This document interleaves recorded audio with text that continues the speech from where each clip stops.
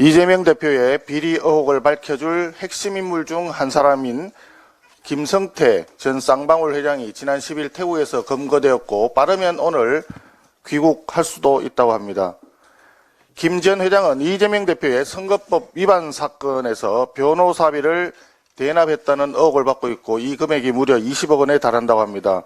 또 경기도지사 시절 이재명 대표가 2018년과 2019년 남북 교류 행사를 열었는데 그때 이 행사 비용 역시 김 전 쌍방울 회장이 지원했다고 합니다. 사건의 중심에 있는 김성태 전 회장은 과거 조직폭력배 활동을 한 것으로 알려져 있고 불법 도박장 개장 등으로 징역 8개월에 집행유예 2년을 선고받은 전력도 있다고 합니다.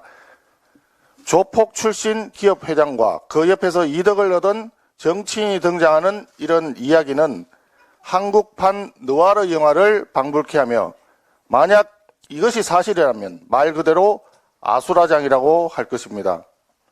그런데 김 전 회장이 체포되었던 지난 10일 이재명 대표는 당 소속 의원 40여 명을 대동하고 검찰에 출석하면서 민주투사 코스프레를 했습니다.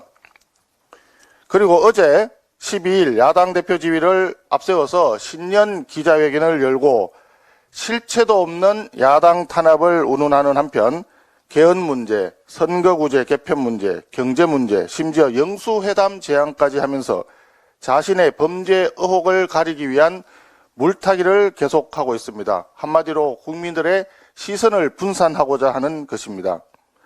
이재명 대표는 자신의 범죄 의혹에 대한 수사를 두고서 야당 탄압이라고 계속 주장하고 있습니다. 그러나 수사당국은 지난해 대통령 경선 당시 민주당에서 제기된 문제 제기에 따라서 법과 원칙에 따라 수사를 진행하고 있는 것이고 이것은 모두 이재명 개인의 비리에 대한 수사일 뿐이지 야당인 민주당 수사와는 전혀 상관이 없는 것들입니다.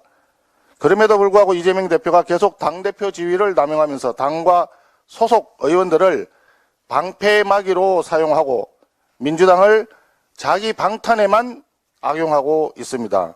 이것이야말로 바로 야당 죽이기가 아닐 수가 없습니다.